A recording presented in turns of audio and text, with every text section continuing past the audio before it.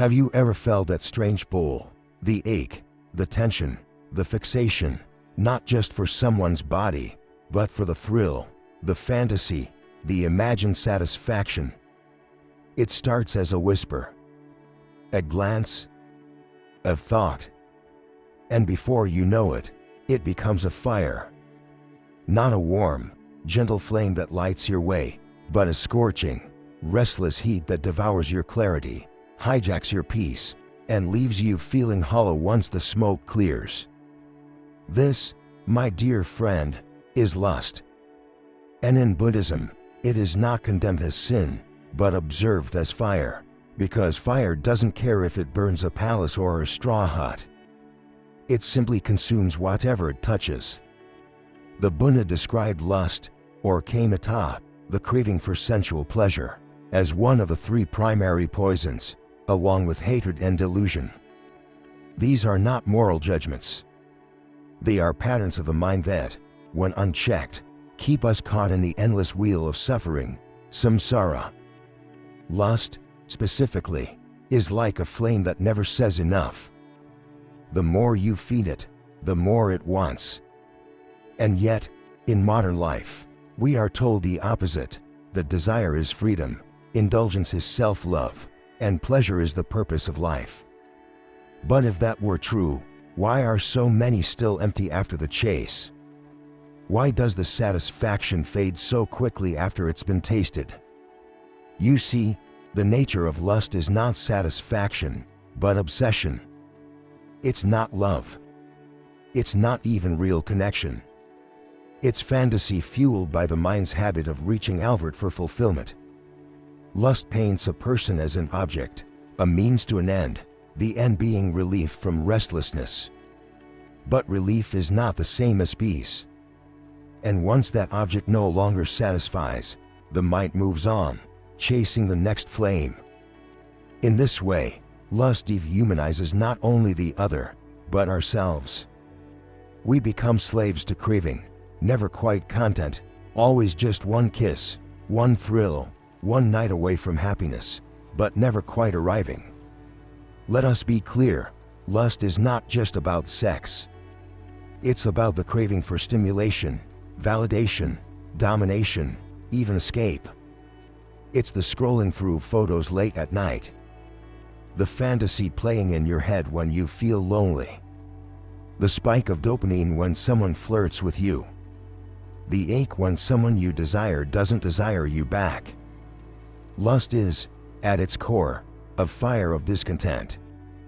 And discontent, the Buddha taught, is the first noble truth, dukkha, that in ordinary life, suffering is inevitable because of our constant clinging to what's pleasurable and our aversion to what's painful.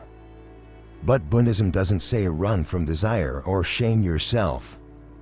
It says see clearly. See how lust arises. Watch it, like a fire flickering in the mind. Where does it begin? Is it in the body or in the thought? What does it promise? And what does it actually deliver? The moment you begin to observe lust instead of obeying it, a gap opens, and in that gap, you are no longer consumed. You are conscious. And consciousness is the first breath of liberation. The Buddha once said, "There is no fire like lust, no grip like hatred, no net like delusion." It's worth pausing on that. No fire like lust. It's beautiful and dangerous, alluring and unpredictable. You may think you're in control, but often, the fire is behind the wheel. This is why in Buddhist practice, we are encouraged to develop mindfulness of the body, not to suppress sensuality, but to be aware of its power. To feel desire rise and fall without grabbing at it. To see beauty without clinging. To appreciate without needing to possess. This is the art of not getting burned. And maybe you've already been burned. Maybe you're watching this because lust, once so intoxicating, left behind guilt, heartbreak, or shame. I want to tell you something gently but clearly. You are not broken. You are simply waking up. Lust has a way of showing us our own unconsciousness. And sometimes, that's exactly what we need to begin the path toward freedom. You don't have to destroy your desire. You only need to understand it. And once you begin to look at it without judgment, something miraculous happens. The fire begins to cool. It loses its grip. It becomes less of a master and more of a messenger. What is it trying to say? What emptiness is it trying to fill? And is that emptiness real, or just another illusion of the restless mind? In the end, lust is not the enemy. Ignorance is. And when we shine the light of awareness on the flames within us, even the hottest fire cannot harm us. It simply becomes one more thing we can bow to, breathe with, and let pass like a wave in the ocean of being. So sit with this question, dear listener: is your desire burning you, or waking you? For in the heart of fire, there is the possibility of transformation, not through force, but through understanding. And the first step to not getting burned is learning how to see the flame. When people hear that Buddhism teaches us to let go of desire, they often misunderstand. They picture a life of cold denial, no pleasure, no intimacy, no love. But the Buddha was not a preacher of repression. He was a doctor of suffering.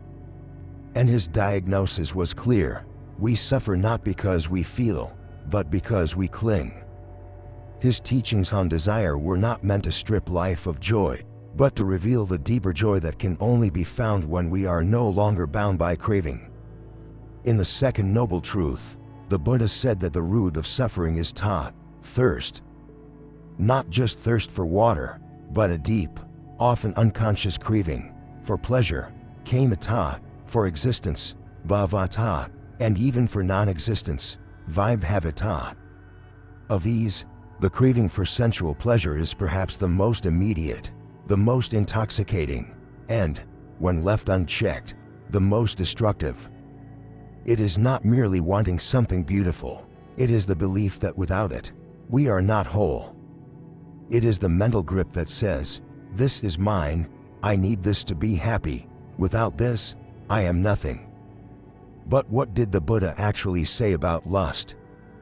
In the Dhammapada, he offers this piercing observation: from lust arises grief, from lust arises fear.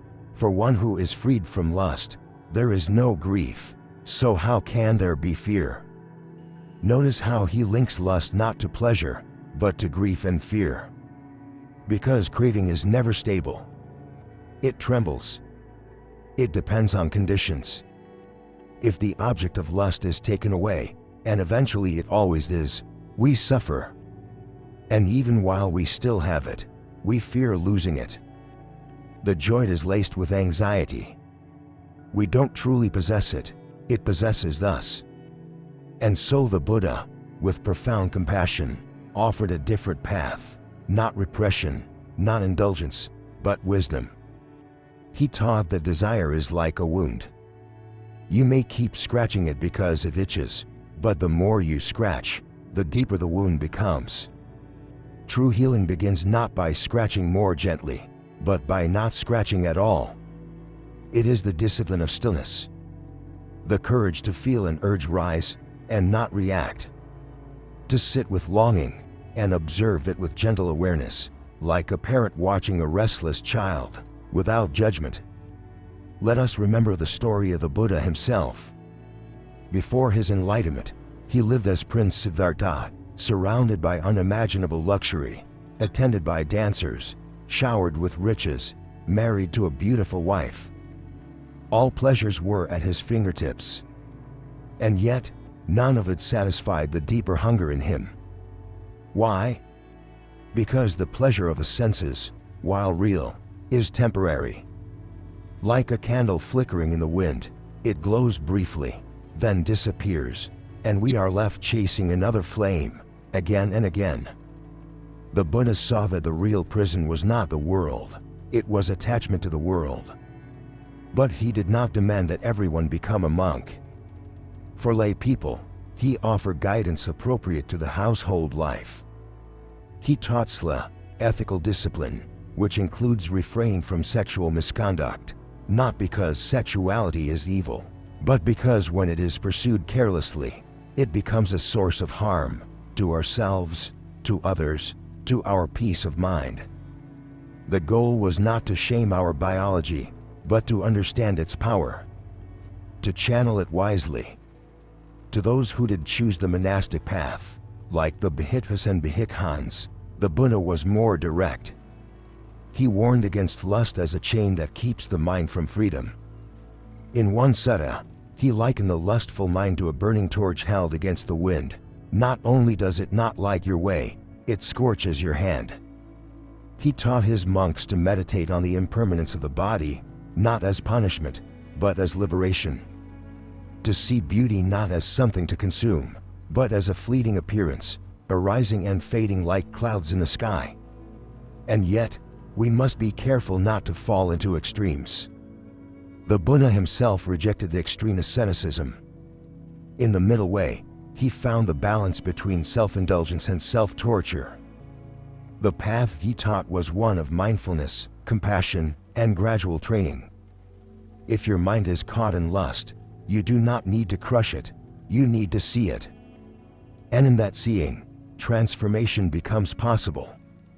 One of the most powerful teachings comes from the Satipatthana Sutta, where the Buddha encourages us to practice mindfulness of the body, not just as a collection of parts, but as impermanent, impersonal, and ultimately not self. When we see the body through the lens of impermanence, lust begins to dissolve.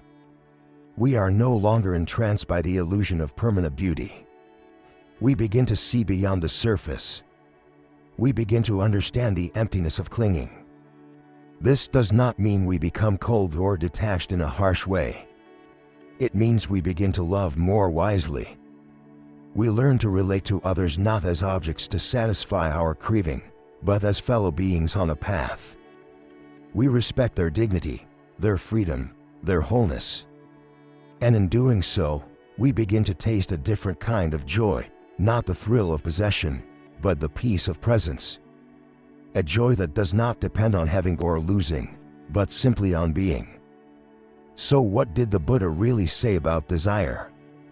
He said, look at it. Study it. Do not fear it. But do not believe its promises, either.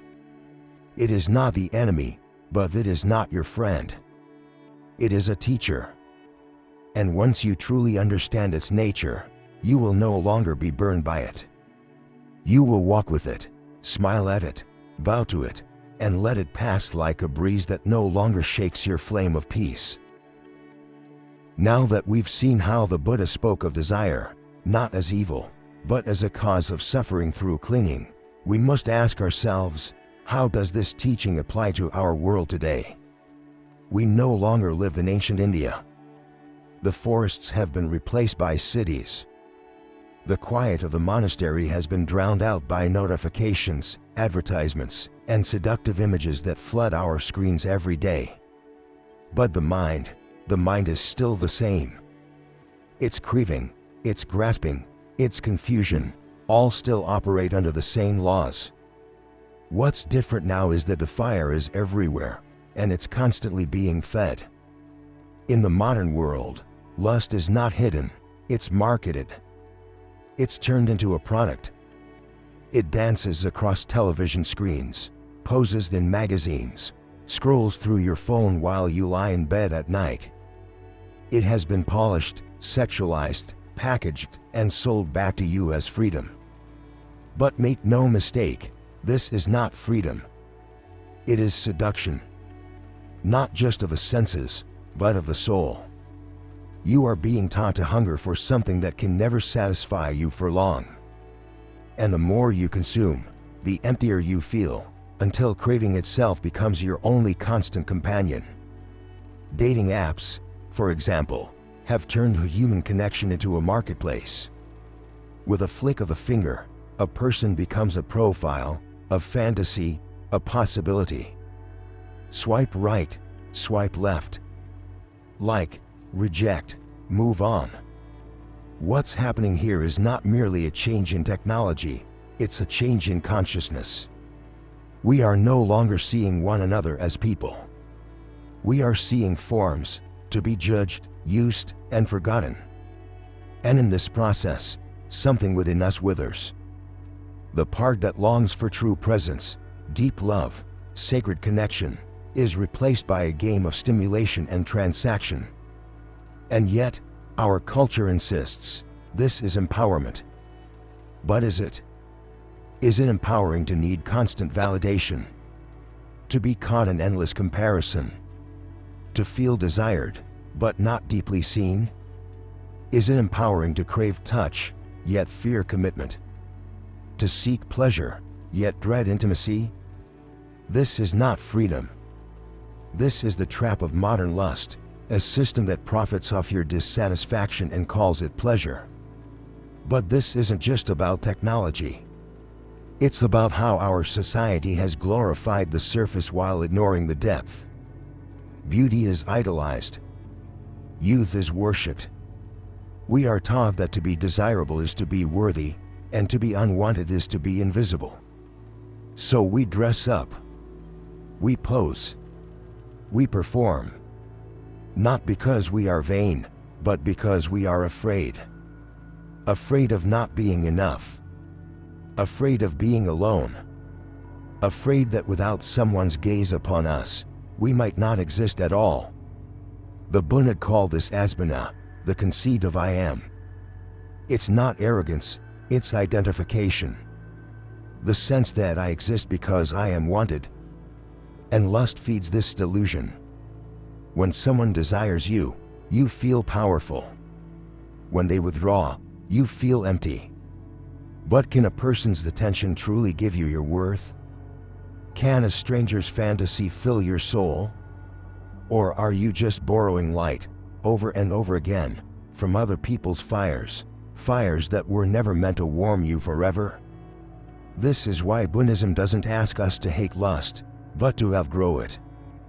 To see that what we are truly looking for is not in the body of another, or even in the thrill of being wanted. What we are really seeking is presence, wholeness, peace, and no amount of stimulation can give us that. Because lust, by its very nature, is outward reaching. It depends on something else, someone else, to feel okay. But wisdom turns the gaze inward. It asks, what if I could be content without chasing? What if I could feel full without taking? What if I didn't need to be desired to feel real? And this, dear listener, is the beginning of freedom. To step back from the noise, to turn off the images, to sit in silence and ask your heart, what am I truly hungry for? Is it pleasure or peace? Excitement or intimacy? Validation or truth? These are not questions the world encourages you to ask, but they are the questions that awaken you from the dream. Because in truth, lust is not the final enemy, forgetfulness is. The forgetting of who you are beyond form, beyond attraction, beyond the chase. You are not just a body. You are not your desirability. You are not your urges. You are the one who sees, the one who breathes, the one who can choose, even when the fire is hot, to sit still, to stay conscious, and not get pulled into the flames. And that is rare. That is sacred. That is real power. So, in this world that constantly tries to sell you back to yourself in pieces, as bodies, as likes, as matches, as fantasies, remember who you are. You are not a product. You are not a craving. You are a being capable of presence, of love without possession, of joy without attachment. And this is the path of Buddhist wisdom, not to reject pleasure, but to be free from its chains. Let us pause here for a moment, not to condemn lust, but to understand it more deeply. You see, for many spiritual seekers, The problem is not only the desire itself but the shame that surrounds it. When we feel lust, we often feel guilty, dirty, weak, as if we've failed some invisible test of purity. But this reaction, this layer of shame wrapped around the desire, is not wisdom. It is conditioning. And if we are not careful, it can do more damage to the heart than a desire ever did. The Buddha never shamed his disciples for feeling desire. He never said, "You are evil because you are drawn to beauty." What he taught, instead, was to look clearly, to observe without flinching, and to understand without judgment. Lust is not a failure. It is not proof that you are unworthy. It is simply a moment in the stream of mind, a ripple, a movement, a habit. And like all movements of the mind, it can be seen, understood, and transformed. This is a crucial point. Because if we relate to lust through shame, we do not become free of it, we become afraid of it. We push it down, we hide it, we pretend it's not there. But anything that is repressed in darkness only grows stronger. When we do not look at it, it grows in secret. It becomes a shadow, hidden, twisted, and even more powerful. And eventually, it erupts, sometimes in ways that cause real harm. But there is another way. The way of mindfulness. In Buddhist practice, we are not told to crush our desire, nor to indulge it blindly. We are asked to sit with it, to breathe with it, to feel it arise in a body, the heat in the chest, the ache in the belly, the rush of imagination. And to say, gently, "I see you." Not with resistance, not with fear, just awareness. And in that awareness, something begins to shift. Lust loses its power to control us when it is no longer a secret. When we stop labeling it as bad or dirty, we create space to learn from it. Because lust is not random. It arises from something. It's trying to speak. It might be telling us that we are lonely, that we are seeking validation, that we are tired, that we want to feel alive again. The problem is not that we feel desire. The problem is that we mistake the object of lust for the solution to that deeper need. So instead of pushing lust away or drowning in it, we ask, "What are you really asking for?" And then we listen. This is the path of compassion. Compassion not just for others, but for ourselves. For the parts of us that are aching, that are longing, that are still learning what love really is. In the Buddhist view, to have a human body is to have desire. Even the Buddha, before his enlightenment, felt desire. He did not become free by fighting it, he became free by seeing through it. There is a beautiful story in the Pali Canon about a monk who was once overwhelmed by lust. Ashamed, he came to the Buddha and said, "Lord, I am unworthy. My mind is impure." And the Buddha, instead of rebuking him, looked upon him with great kindness and said, "Better to know the fire than to pretend it's not burning. Sit. Meditate. See it clearly. Do not run." The monk followed this instruction, and in time, his desire transformed, not because it was forced, but because it was understood. This is the miracle of mindfulness. It takes the most difficult, uncomfortable energies and turns them into teachers. When we meet lust without shame, we begin to reclaim our power. We stop reacting, and we start observing. We stop grasping, and we start breathing. And suddenly, something that once felt like a force controlling us becomes a wave passing through us. No longer a master. Just a moment. And it's important to say this, desire is not just biological. It's emotional. It's spiritual. Many of us were never taught how to hold our longing gently. We were taught to chase it, or to fear it. But Buddhism offers a third way, intimacy with our own experience. Without judgment, without panic, just presence. So if you have felt lust, do not punish yourself. If you've chased it and gotten burned, do not close your heart. You are not broken. You are human. And the path is still open. Lust is not a dead end, it is a doorway. And on the other side of that doorway is a deeper love, one that does not cling or consume. A love that liberates. And so, my friend, the next time you feel that familiar fire, don't run and don't hide. Just sit, breathe the bow to it, and say, teach me. And you will begin to understand what the Buddha meant when he said, freedom is not the end of desire. It is the end of bondage. Sometimes, the deepest truths are not taught through concepts, but through stories, stories that mirror our longings, our struggles, our awakening. One such story in the Buddhist tradition is the tale of Prince Nanda, the Buddha's own half-brother, who found himself caught in the same fire that many of us face, the powerful grip of lust, especially when entangled with beauty. Nanda was a handsome young man, betrothed to a beautiful woman named Janapadakali, whose name literally meant beauty of the land. On the day of his wedding, while still wrapped in the warmth of romantic anticipation, he encountered the Buddha. The Buddha visited the palace to bless the couple, but instead, he offered Nanda something unexpected. With a serene gaze and a quiet invitation, he asked, Nanda, will you come with me for a walk? Caught off guard but respectful, Nanda agreed. He stepped away from his bride, thinking he would return shortly. But as they walked, the Buddha led him all the way to the monastery, and there, with gentle firmness, handed Nanda a monk's robe.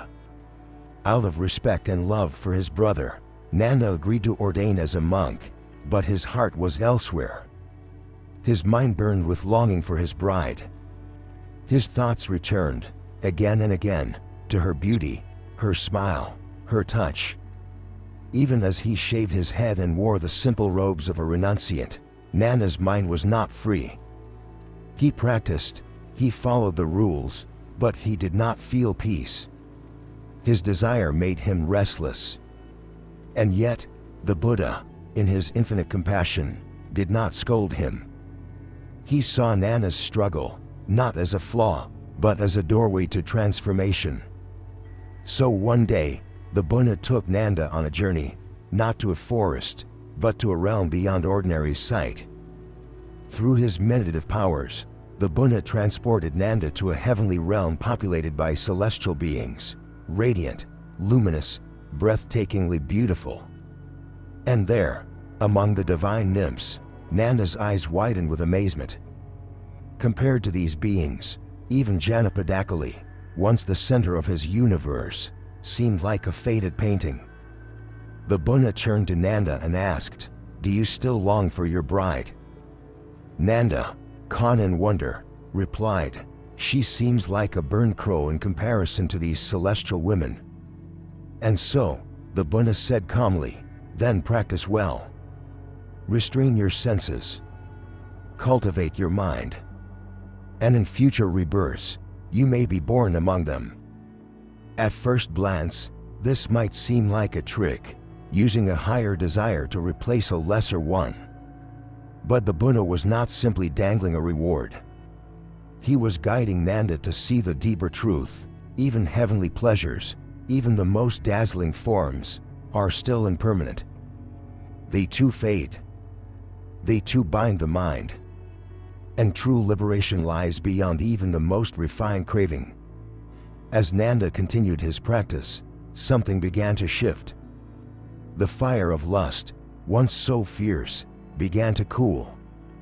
The beauty he once chased now appeared as it truly was, temporary, hollow, not worth clinging to.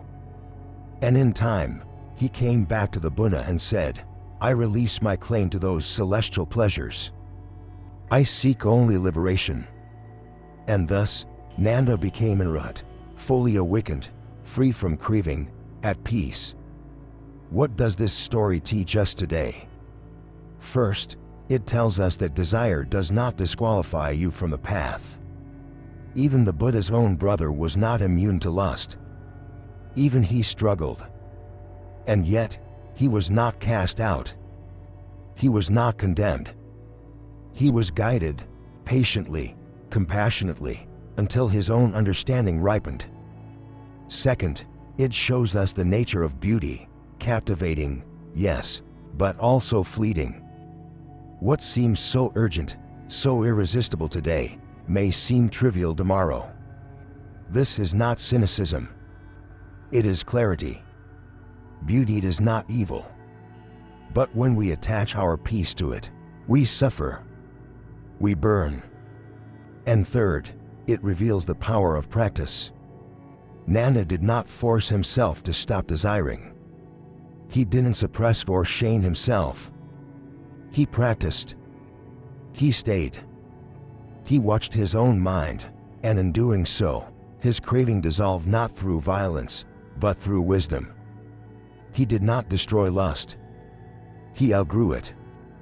We live in a world obsessed with image, youth, and beauty. We are surrounded by illusions, photos edited to perfection, bodies treated like currency, attraction mistaken for love. But beneath all this, the heart still longs for something real. Not just beauty, but freedom. Not just touch, but peace. And so, the story of Nanda is not just about a monk in ancient times. It is about you. It is about me. It is about the moment when we begin to see that what we are chasing is not what we truly want, and that what we truly want has been within us all along. The fire of lust will rise again, that is certain. But every time it does, you have a choice, to chase the shadow, or to turn inward and see the source. And when you see clearly, you will realize, peace is not the absence of desire, it is the presence of understanding. Pause for a moment and ask yourself, what is it that you truly seek when desire arises? Is it really just the act, the sensation, the pleasure of sex? Or is there something deeper hiding beneath that surface impulse, something quieter, more fragile, more human? Buddhism invites us not just to resist our cravings, but to investigate them. To look beneath their surface and see the illusion they carry. Because often, when we reach for sex, we are not reaching for a body, we are reaching for a feeling. Sometimes it's a feeling of being seen, desired, validated. For a moment, lust gives us the illusion that we matter, that we are wanted, special, important. Other times, it's the longing for connection, for touch, for intimacy, for a sense of belonging that we haven't felt in years. And sometimes, it's even a form of escape, from stress, from loneliness, from the gnawing ache of meaninglessness. Sex, in these moments, becomes a bandage for a deeper wound. But a bandage is not a cure. It may cover the pain, even dull it temporarily, but it doesn't heal. The Buddha taught that the cause of suffering is not the body or the world, but the way the mind grasps at things, believing that this will complete me.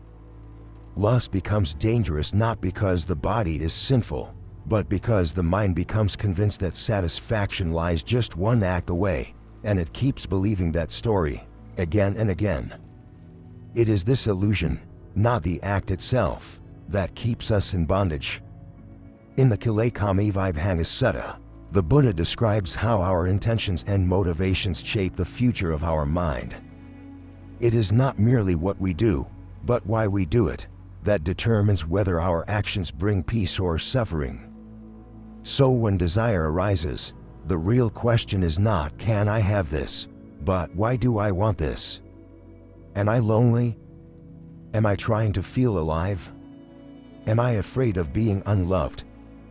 You see, when we look deeply, lust becomes a teacher. It reveals our wounds.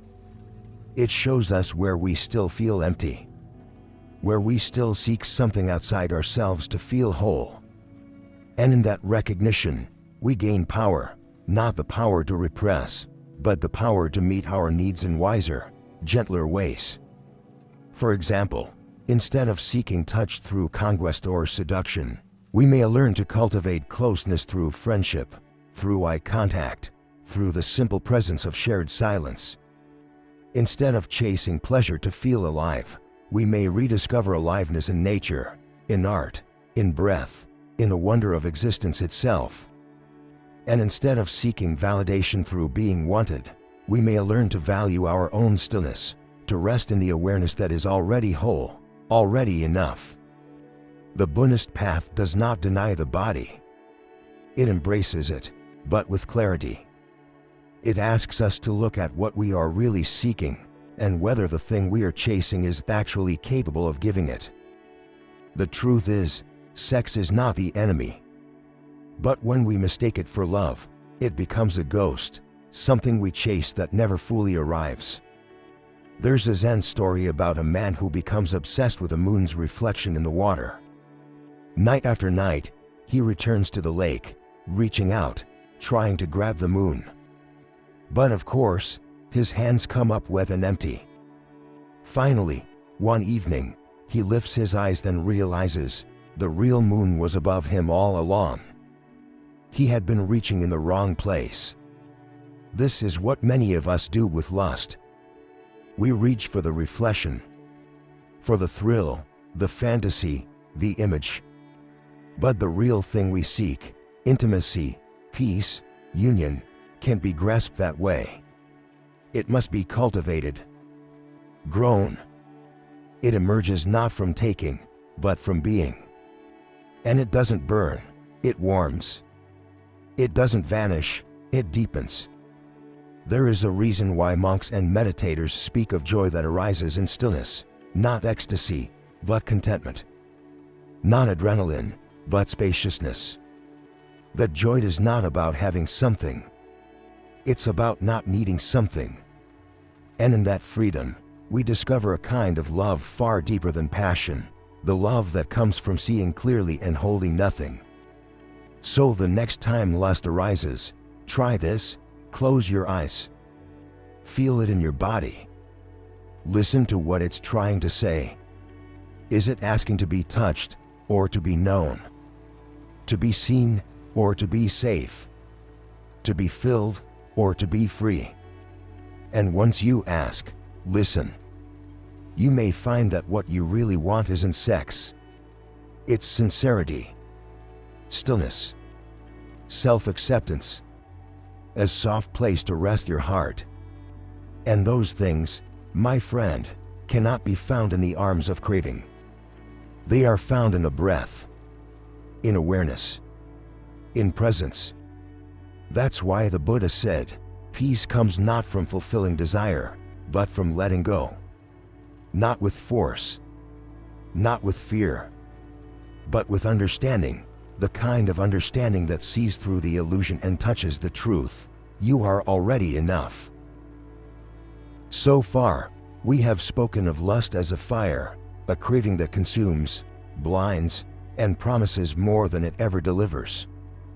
But what if, instead of trying to extinguish this fire through force or shame, we could learn to cool it, to transform its energy, its urgency, into something still, awake, and nourishing?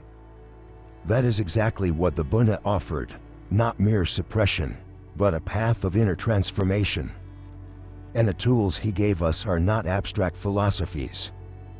They are practices.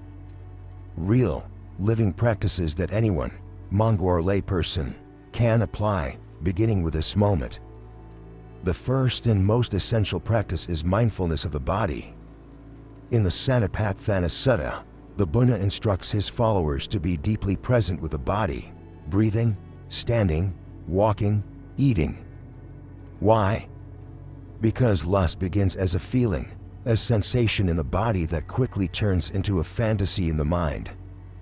But when we bring awareness back to the raw physicality of the present, the rhythm of the breath, the posture of the spine, the simple feeling of the feet on the floor, we interrupt the cycle.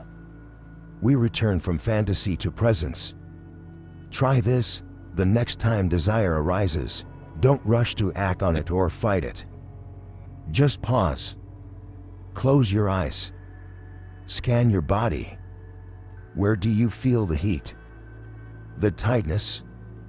The ache? Simply notice it. Breathe into it. Say silently, "This is craving." That simple naming is powerful. It disarms the narrative. It breaks the spell. You are no longer the one caught in the storm. You are the one watching the sky. Another practice, often used by monks, is the contemplation of the body's impermanence and composition. This is not meant to create disgust, but to correct distortion. When lust takes hold, it glamorizes, it turns flesh into fantasy. But when we meditate on the body as it is, skin, bones, fluids, organs, all subject to aging, decay, and death, we begin to see more clearly. Not to hate the body, but to see through the illusion that beauty is lasting or ownership is possible. The Buddha taught, whatever is subject to arising is subject to ceasing. The body, yours, mine, everyone's, is impermanent. And when you see this not as an idea, but as a truth felt in the marrow of your being, lust begins to loosen. Not because you've forced it to go away, but because its illusion lost its grip. Equally important is the practice of metta, or loving kindness. You may wonder, what does kindness have to do with cooling desire? Everything. You see, lust objectifies. It sees others as means to an end. But metta humanizes. It sees others as beings, just like you, who want to be safe, seen, and free.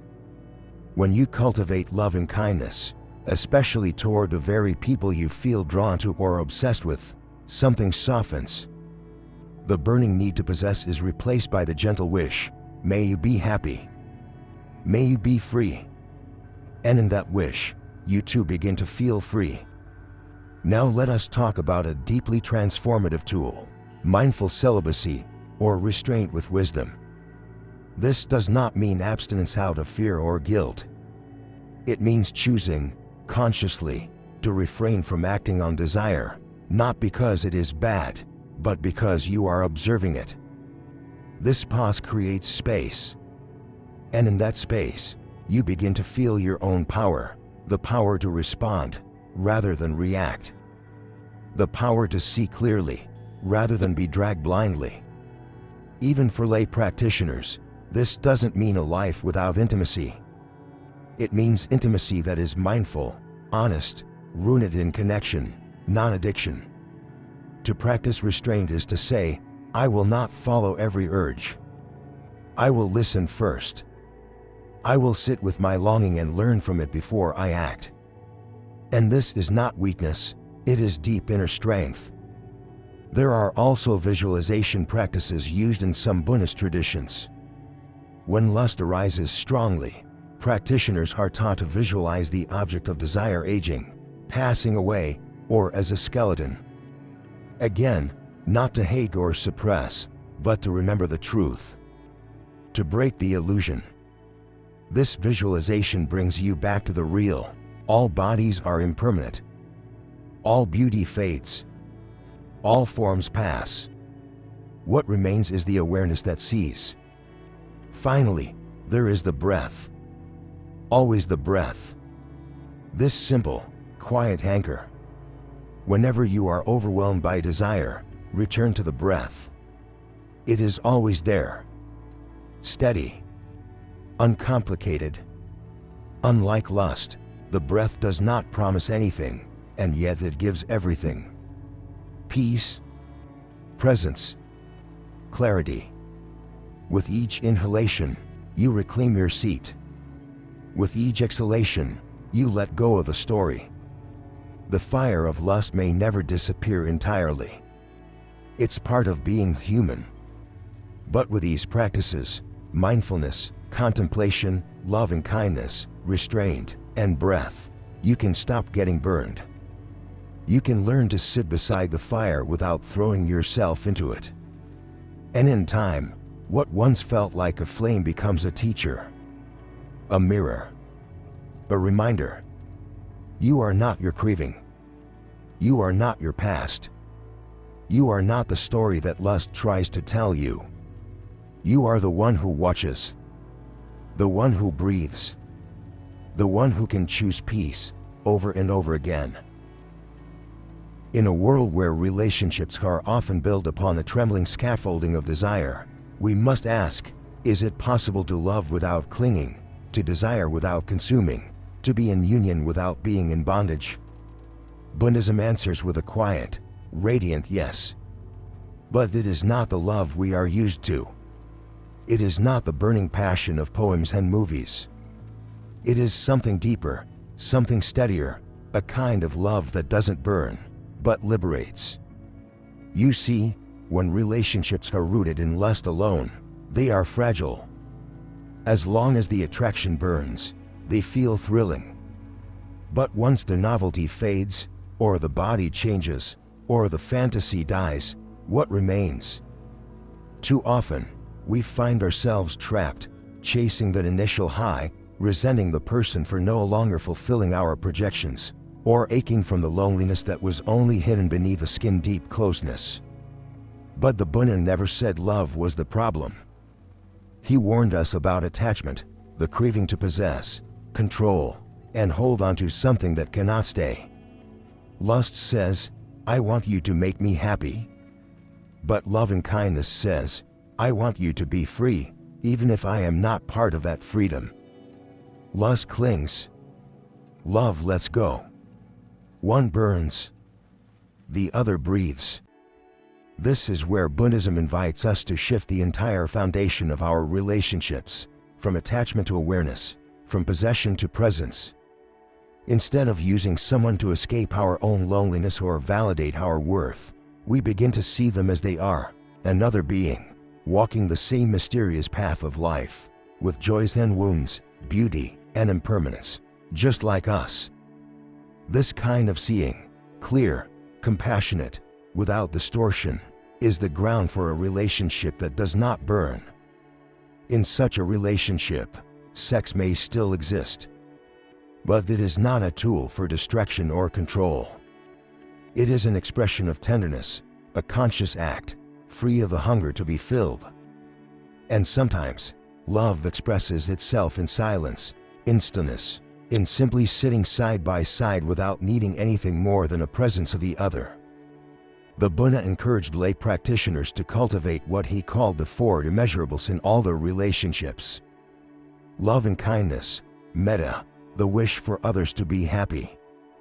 Compassion, karuna, the wish for others to be free from suffering. Sympathetic joy, mudita, delight in others' happiness. Equanimity, upekkha, balance, peace, and non-attachment. Imagine a relationship built on these, not insecurity, not control, not fear of loss. Imagine waking up beside someone, not needing them to complete you, but grateful to witness their unfolding. Imagine wanting their happiness more than your satisfaction. Imagine being able to walk away, if that's what love requires, without hatred, without collapse, without fire.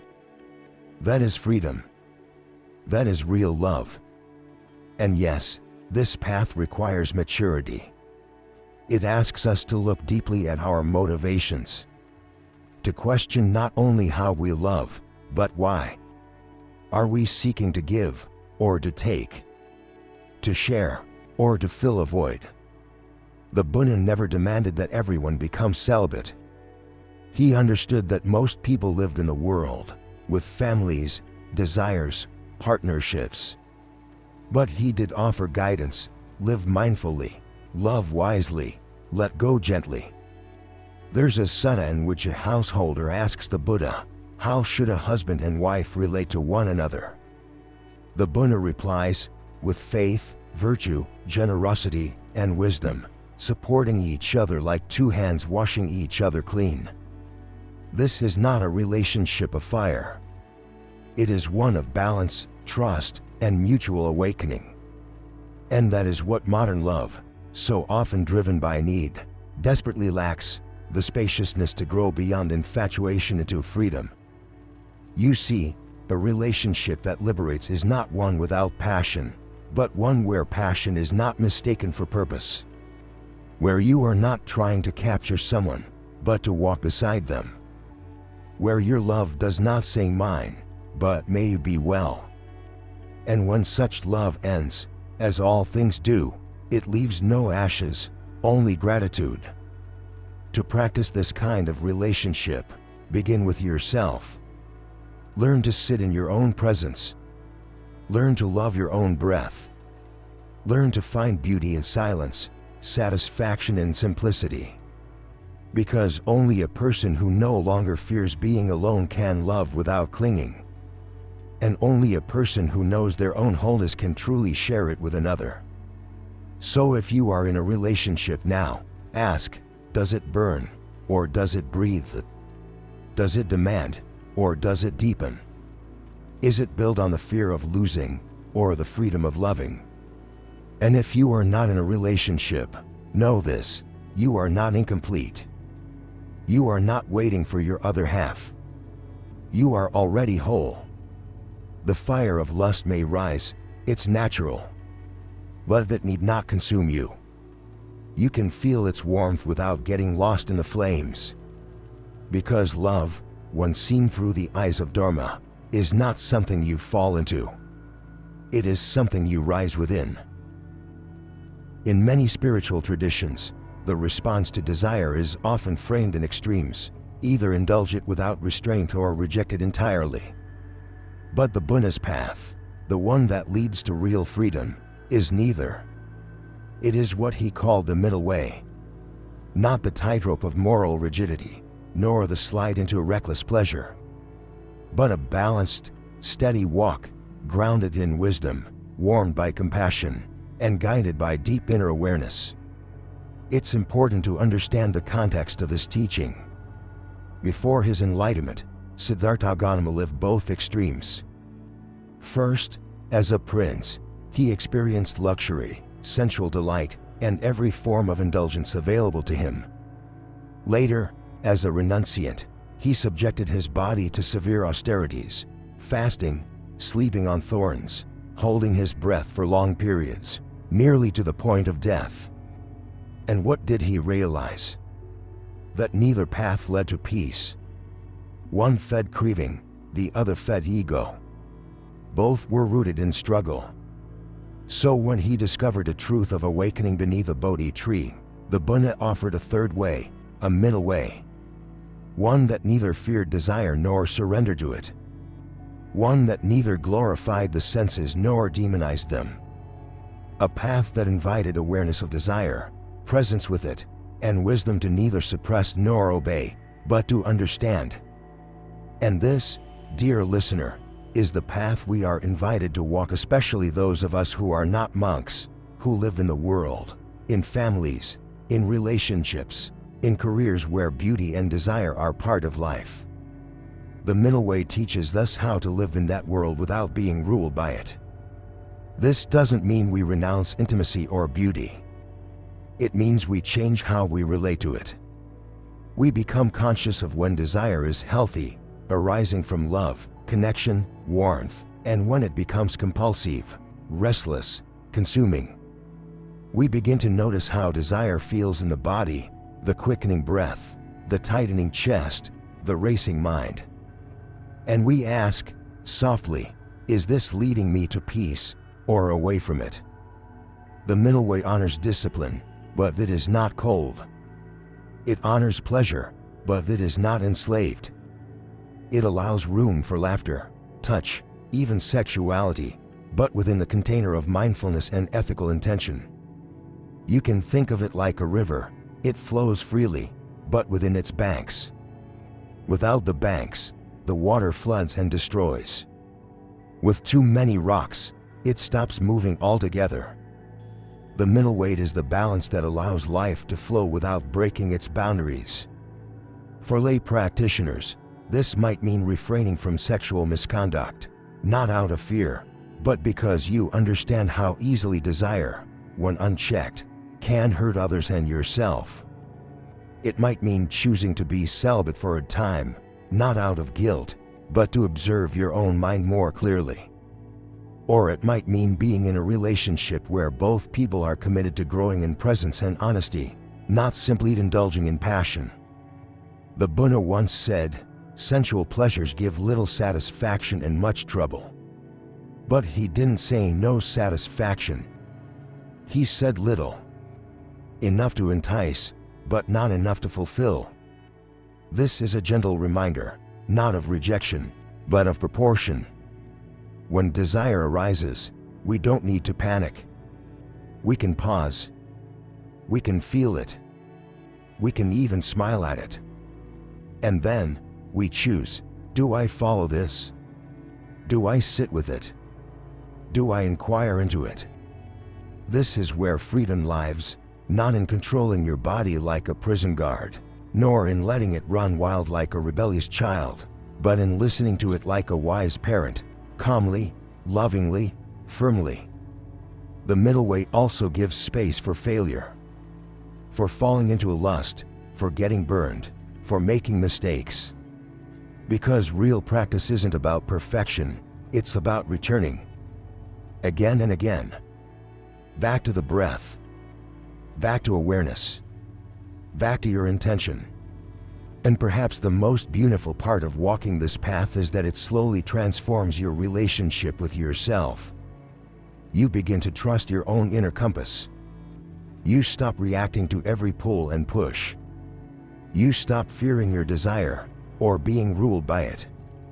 You start to feel a quiet confidence, a grounded clarity, that grows stronger each time you pause before acting, each time you choose presence over impulse. So no, you don't need to become a monk to be free. You don't need to cut yourself off from joy. You only need to practice seeing clearly, acting wisely, loving gently, and walking, not racing, not retreating, the middle way. In a world obsessed with extremes, this balance is radical. It is healing. And it is available to you, here and now. At last, we arrive where the Buddha pointed us all along, not to a place without desire, but to a state beyond its bondage. A mind no longer shaken by craving. The heart no longer scorched by fire. A presence that sees things as they are, changing, fleeting, beautiful, and not worth clinging to. This, the Buddha taught, is liberation. This is awakening. And its taste is cool, still, unshakable. Imagine walking through a hot, dusty landscape, your feet blistered, your breath heavy, the sun of lust burning overhead. All you want is relief. And then, you step beneath a great tree. Its shade embraces you. The wind whispers. And for the first time, you realize, I was chasing the fire, not because I loved it, but because I didn't know this stillness existed. That is what awakening feels like. And you don't have to wait for full enlightenment to feel it. You don't have to become a renunciant or escape to a mountain cave. This coolness, this peace, arises whenever you choose to stay present instead of chasing, whenever you remember the breath instead of running after fantasy, whenever you bow to the moment as it is. The Buddha called this freedom from lust nidna, which literally means cooling. The extinguishing of the flame. Not the extinguishing of life, of joy, of love, but the extinguishing of clinging, of hunger, of being endlessly pulled around by things that never satisfy for long. In that coolness, the heart rests. Not because it has everything, but because it finally sees, I am enough. This moment is enough. Let us remember what we've seen. Lust is not the enemy. It is a messenger, pointing us to where we still long, still ache, still believe that something outside of us will complete us. When we fight it, we suffer. When we indulge it blindly, we suffer. But when we see it clearly, we awaken. We saw how the Buddha spoke not in harsh tones, but in compassionate wisdom, offering not shame, but insight. We followed the story of Nanda, whose longing for beauty was transformed into a longing for freedom. We looked beneath the surface and asked, what do I really want when I want sex? Connection, wholeness, peace. And then we explored the real tools of transformation, mindfulness of the body, love and kindness, restraint with wisdom, contemplation of impermanence, and above all, breath. These are not rules. They are lanterns. Carried with care, they light the way back to yourself. Because lust doesn't always disappear. Even saints and sages feel its flicker. But with practice, it stops being a wildfire and becomes a candle. You see it. You don't fear it. You don't feed it. It flickers and fades. And you return to stillness. Now imagine living this way. Not numb, not repressed, but awake. Able to feel desire without being trapped by it. Able to meet another's beauty with appreciation, not possession. Able to be in your body without being its prisoner. That is the cool shade of awakening, not far away, not reserved for monks, but already within you, waiting for your attention, your breath, your willingness to stop running and sit still. The Buddha never promised that the fire of life would disappear. But he showed us how to sit beside it without getting burned. And once you know that, truly know it, you are no longer afraid of your desire. You walk with it, not behind it.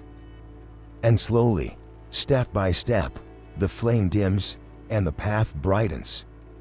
So I invite you, dear listener, to take this wisdom not as a doctrine, but as a practice. The next time lust arises, don't fight. Don't flee. Just watch. Just breathe. Just listen to the fire and let it teach you something deeper. Something quieter. Something that cannot be taken away because it was never outside you in the first place. That is the beginning of your freedom. That is the path of awakening. That is the end of being burned. If this journey has touched something deep within you, if you've ever felt the fire of lust and longed to walk in peace, then you are already on the path. You don't have to be perfect. You only have to begin. And if this video has helped you see more clearly, we'd invite you to join us again. Share your thoughts in the comments below. Your reflections may help another soul on this very same path. Don't forget to like this video, subscribe, and turn on the bell so you don't miss the next teaching. Every view, every comment, every quiet moment of contemplation helps spread the Dharma to those who need it most. May be well. May be free. May your heart find its way home beneath a cool shade of awakening.